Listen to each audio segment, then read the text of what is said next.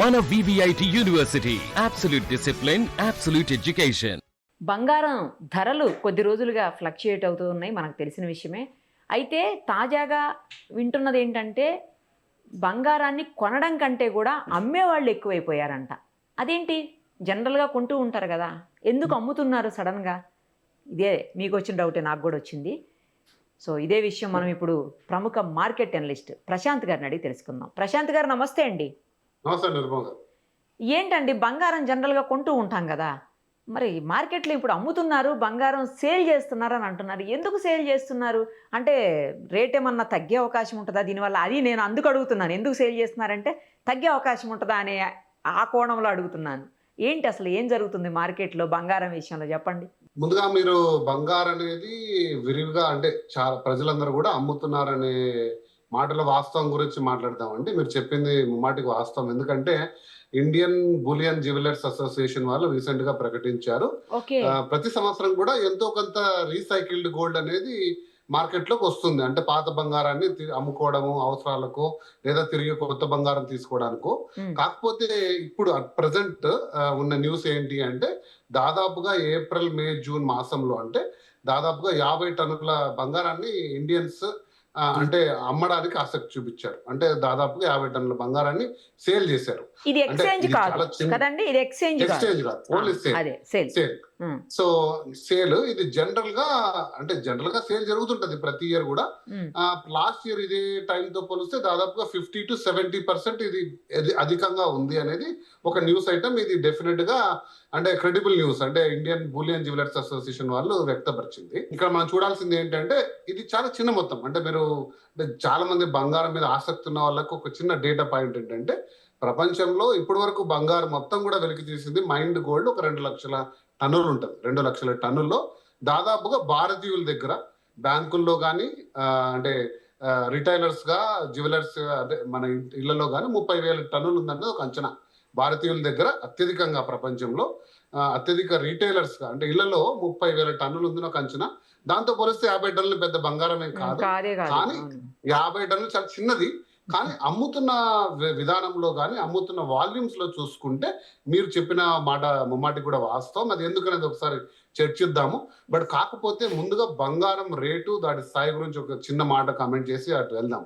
బంగారం rate definite గా మనం అనుకున్న స్థాయి కంటే కూడా దాదాపుగా 1,40,000, 1,39,000 24 క్యారెట్ల బంగారం నాకు తెలిసి ఇయర్ టైంలో ఇదే లీస్ట్ అనమాట. దాదాపుగా 1,39,000 24 క్యారెట్, 1,21,000 అరౌండ్ 22 క్యారెట్, 1,22,000 లో 22 క్యారెట్ బంగారం వెళ్ళడం అనేది జరిగింది.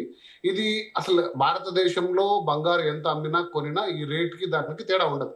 ఎందుకంటే గోల్డ్ అనేది డిటర్మైన్ అనేది అంతర్జాతీయంగా డిటర్మైన్ అవుతుంది. అది కూడా డాలర్లలో ఔన్స్ బంగారం డిటర్మైన్ అవుతుంది. వరల్డ్ గోల్డ్ కౌన్సిల్ ప్రకారంగా ప్రపంచంలో జరుగుతున్న ఇన్వెస్ట్మెంట్స్ లేదా డాలర్ వాల్యూకి సంబంధించి యుఎస్ లో జరుగుతున్న ఫెడ్ రిజర్వ్ కరెక్షన్ చేస్తున్న వడ్డీ రేట్లకు సంబంధించి బంగారు వాల్యూ ఎప్పుడు ఆధారపడి ఉంటుంది. కాబట్టి వాటికి భారతదేశంలో జరిగే ట్రాన్సాక్షన్స్ కి బంగారు ధర అనేది డెఫినెట్ గా మారదు. ఇక్కడ మీరు ఒక 100 టన్నులు 500 టన్నుల బంగారు ఇక్కడ అమ్మినా కూడా ప్రపంచంలో ధర అనేది ఖచ్చితంగా తేడా రాదు. సో బంగారు ఆ రేంజ్ లో ట్రేడ్ అవుతుంది. కాబట్టి మనం వాస్తవంగా చూసుకుంటే ప్రపంచంలో ఆర్థిక మాంద్యం కాకుండా కూడా ద్రవ్యోల్బణం, ఇన్ఫ్లేషన్ అంటారు.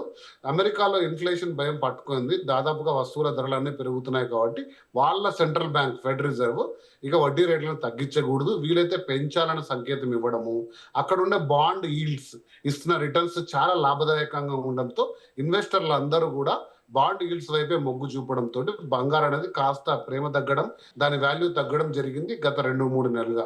ఎందుకంటే 2024 లో మొదలైన బంగారు అప్రత్యాసంగా దాదాపు డబల్ అయింది. 25%, 28% 24 లో ఇచ్చింది, 75% 25 లో ఇచ్చింది.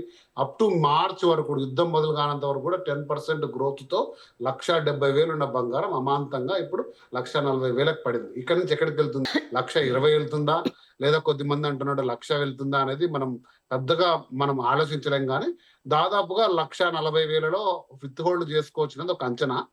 కాకపోతే భారతీయులు అనే వాళ్ళు ఏంటంటే ఇక్కడ ఇంతకంటే తక్కువ పోతుందేమో, బంగారు ఎక్కడికో వెళ్ళిపోతుందని దాదాపుగా పాత బంగారంతా ఇంట్లో మార్చకుండా అట్లే పెట్టుకోనో, లేకపోతే తాకట్టు పెట్టి అప్పులు తెచ్చుకున్న బంగారంపై రుణాలు పెరిగిపోవడము, ఇంకోటి చూసుకుంటే ఇంకా పడిపోతుందనే ఒక భయాందోళన వాతావరణంలో బంగారు భారతదేశంలో విరివిగా అమ్ముతున్నారు. సో అది ఒక సంకేతంగా నాకు కనపడుతుంది. ఇక 2 ఏంటి అంటే ప్రాఫిట్ బుకింగ్. కొద్దిమంది దాదాపు లాస్ట్ ఇయర్ లో మంచిగా అంటే మనం వీడియోస్ చేస్తున్న టైంలో చాలా మంది 80,000 90,000 తీసుకున్న వాళ్ళందరూ కూడా ఇంకా తగ్గుతుందేమో ప్రాఫిట్ బుక్ చేసుకుందాం, వీలైతే తగ్గితే మళ్ళీ కొందాం 1,20,000 కొందాం ఏముంది అని చేసి వాతావరణంలో జరగడం జరిగింది. ఎందుకు చెప్తున్నానంటే ఇది వాస్తవంగా నేను 2-3 అంటే నేను రెగ్యులర్ గా సుమన్ టీవీ ద్వారా వీడియోస్ చేస్తుంటాను కాబట్టి నాకు వచ్చే కాల్స్ సంఖ్య పెరిగింది. ఏం చేయాలి, కొంచెం అవసరం ఉంది, ఇప్పుడు అమ్ముకోవచ్చా, ఇంకా దరిదాపుల్లో పెరిగే సంకేతాలు అయితే లేవు కదా అంటే ఇప్పుడులో పెరగకపోవచ్చు అంటే అయితే ప్రస్తుతానికి కొంచెం అమ్మేసి మళ్ళీ తగ్గితే చూద్దాంలే, లేదా పెరుగుతున్న ట్రెండ్ లో ఉంటే మళ్ళీ చూద్దాంలే అనే వాతావరణంలో ఉంది. కొద్దిమంది క్యాష్ వైపు ఎక్కువ ప్రిఫర్ చేస్తున్నారు. గ్లోబల్ గా పరిస్థితులు బాలేవు, రియల్ ఎస్టేట్ మార్కెట్ కూడా ఆశాజనకంగా లేదు. ఎందుకంటే రియల్ ఎస్టేట్ మార్కెట్ లిక్విడ్ కాదు. ఈరోజు అత్యవసరం వస్తే మనం ఖచ్చితంగా ప్లాట్ అమ్మి డబ్బులు తీసుకోలేము. సో అది ఎప్పటికైనా పోవచ్చు, ఎంతకైనా పోవచ్చు. అదే బంగారం అంటే క్యాష్ లాగా ఉంటది. ఆ బంగారు క్యాష్ వాల్యూని ఎందుకు తగ్గించుకోవాలి? మార్కెట్ లో ఇప్పుడు వడ్డీ రేట్లు దాదాపు 7 to 8% ఉంది, లేదా ప్రైవేట్ గా లెండింగ్ చేసుకున్నా కూడా 12% తక్కువ లేదు. సో అలాంటి వాతావరణంలో ఎందుకు ఎటువంటి రిటర్న్ ఇవ్వని గోల్డ్ ఎందుకు పెట్టుకోవడం అనేసి చాలా మంది కూడా ఈ అంచనాలతో సేల్ చేసుకుంటున్నారు. సో అదొక వాతావరణంగా నాకు కనపడుతుంది. కాబట్టి ఈ బంగారు అనేది డెఫినెట్ గా మనం అంచనా వేయలేని స్థితిలో ఇప్పుడు ఉంది. కొంచెం కోల్డ్ గా కంటిన్యూ కావచ్చు. ఇంకా ఇంత నుంచి అయితే నేను అందరూ ప్రెడిక్ట్ చేస్తున్నట్టు ₹1,00,000కి 1,10,000కో పడిపోతుంది నేనైతే స్థిరంగా అనుకోవట్లేదు. బట్ ఏదైనా చెప్పొచ్చు. అందుకే నేను ఎప్పుడు ఈ స్టాచ్యూరీ వార్నింగ్ ఇస్తుంటాను. మనం ఇచ్చే చర్చల ద్వారా, మనం చేసే అంచనాల ద్వారా ఎవరు బంగారు కొనద్దండి, అమ్మద్దండి. మీ యొక్క అంచనాలు వేసుకోండి. ఇప్పుడు ప్రస్తుతం ఉన్న కారణాలు మాత్రం మనం విశ్లేషించవచ్చు, కానీ ఖచ్చితంగా ఈ రేటు కొనుక్కోండి, ఆ రేటుకి అమ్ముకోండి అంటూ మనం ఎప్పుడు విశ్లేషణ చేయం. సో కాబట్టి అంచనాలు ఎవరు ఏలేరు, ఒకవేళ వేస్తున్నారంటే అది డెఫినెట్ గా కూడా తప్పే. కాకపోతే ఈ కోల్డ్నెస్ చాలా రోజులు కంటిన్యూ కావచ్చు. బట్ బంగారు అనేది 200 దేశాల బ్యాంకుల దగ్గర ఉంది, పెద్ద పెద్ద ఇన్వెస్ట్మెంట్ల రూపంలో ఉంది కాబట్టి అమాంతంగా పడిపోయే సాధనం అయితే కాదు. తరతరాలుగా కొన్ని వేల సంవత్సరాలుగా బంగారు అనేది ఒక ఇన్సూరెన్స్ అసెట్ గా ప్రజలని, రాజ్యాలని, దేశాలని ఆదుకుంది, మనల్ని కూడా ఆదుకుంటది. కాబట్టి అమాంతంగా ఏదో అయిపోతుందని మాత్రం నేను ఎప్పుడు ఆ విశ్లేషణ ఆ రేంజ్ లో ఎప్పుడు చేయను, అది నేను నమ్మను కూడా. సో కాబట్టి దాన్ని ఆచితూచి వేయండి. బహుశా ఇప్పుడు కొంచెం చల్లగా ఉంది, అనుకున్న స్థాయిలో ఫాస్ట్ గా ఎదగకపోవచ్చు, అంత ఫాస్ట్ గా పడదు కూడా. బట్ కాకపోతే మీకున్న పరిస్థితుల్లో మీరు గోల్డ్ తాకట్టు పెట్టుకోవచ్చు, లేదా మీరు ఇంకా ఇన్వెస్ట్మెంట్ చేసుకోవాలనుకుంటే ఇది కూడా ఒక రైట్ టైమే. అంటే తగ్గుతున్నప్పుడు కొనుక్కోవడం అనేది కూడా ఒక వైజ్ ఇన్వెస్ట్మెంటే. మీ పరిస్థితులను బట్టి వెళ్ళండి. బట్ అది ఏదో అయిపోతుందని చెప్పి ప్యానిక్ సెల్లింగ్ అయితే చేయొద్దండి. ఏదో బంగారు 1,00,000 కింద పడిపోతుంది, ఈ రోజు ఉన్నదంతా అమ్మేసుకుందాం, మళ్ళీ ఏమైపోతుందని అంచనాలతో వెళ్ళొద్దండి. మీ ఆర్థిక స్థితిగతులు చూడండి, న్యూస్ ని కూడా అంచనా వేసుకోండి. ఏదో వదంతులను నమ్మద్దండి, 1,00,000 కిందకి పడిపోతుంది టపా అని చెప్పేసి. మన భారతదేశ పరిస్థితులను బట్టి, లేదా ఒక మోడీ గారు స్టేట్మెంట్ ఎందుకు ఇచ్చారు, మన యొక్క డాలర్ కి ఇండియన్ రూపీ వాల్యూ మన ట్రేడ్ డెఫిసిట్ కోసం మోడీ గారు ఇచ్చారు, కానీ బంగారు ధర ఏదో పడిపోబోతుంది మీరు కొనుక్కోవద్దనే సంకేతం కాదు. అసలు అది కంప్లీట్లీ డిఫరెంట్. మనం ఇంపోర్ట్ ఎక్కువ చేసుకుంటాం, దాదాపు $70 బిలియన్ లాస్ట్ ఇయర్ ఇంపోర్ట్ చేసుకున్నాము. అంత మొత్తం మన దేశం పైన భారం పడితే అన్ని డాలర్లు అనేది ఖరీదైపోయి రూపాయి అనేది క్షీణిస్తుంది. కాబట్టి మీరు ఒక సంవత్సరం ఆపుకోండి అన్నారు, కానీ బంగారు ధరలు ఏదో తగ్గుతాయనో ఇంకోటి అయిపోతుంది అనేది కాదు. అది ఆ ప్రచారంలో వాస్తవం లేదు. బంగారు ధరలు మన భారతదేశంలో జరిగే ట్రాన్సాక్షన్స్ ఆధారంగా నిర్మితం కావు. ఖచ్చితంగా ప్రపంచ దేశంలో పరిస్థితులను బట్టి అవుతాయి. అవి ఇంకొక 6 నెలలు సెటిల్ కావచ్చు. మళ్ళీ భారతదేశంలోనే కాదు ప్రపంచ దేశాల్లో ద్రవ్యోల్బణం స్థాయి కిందికి వచ్చి బ్యాంకులు వడ్డీ రేట్లు తగ్గిస్తే బంగారు ధర ఖచ్చితంగా రెక్కలు వస్తాయి. ఆ రోజులు మనం చూస్తాం. అప్పటి వరకు కొంచెం ఆచితూచి వేయండి అని నేను చెప్తాను. ఏదైనా 1,00,000 కింద అయితే పడదు కదా, అది గ్యారంటీ. 1,20,000 వరకు కూడా దాదాపు రాకపోవచ్చు అండి నిరుపమ గారు. ఎందుకంటే లాస్ట్ టైం 1,40,000 వచ్చినప్పుడు మళ్ళీ తిరిగి పుంజుకొని 150 వరకు వెళ్ళింది.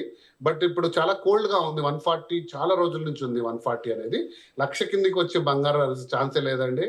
1,20,000 వరకు కూడా రాకపోవచ్చు. బహుశా కొంచెం కోల్డ్ అవుతుండొచ్చు. బట్ కొనాలనుకుంటే కూడా ఇది మంచి టైమే కావచ్చు. లేదా మీరు సెల్ చేసుకొని ఏదైనా ఆర్థిక అవసరాలు ఉన్నాయి, ఇంకా కొంచెం పడుతుంది అనుకున్నా కూడా కొద్ది మొత్తంలో మీ అవసరాల దృష్ట్యా చేసుకోండి.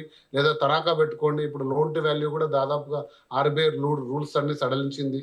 ఏ రోజు వాల్యూ ఉంటే ఆ రోజు వాల్యూ ప్రకారం ఇస్తున్నారు బ్యాంకులో లోన్స్ కూడా. కాబట్టి చూసుకొని వేయండి అని చెప్తాను. రైట్ అండి. Thank you so much. Thank you.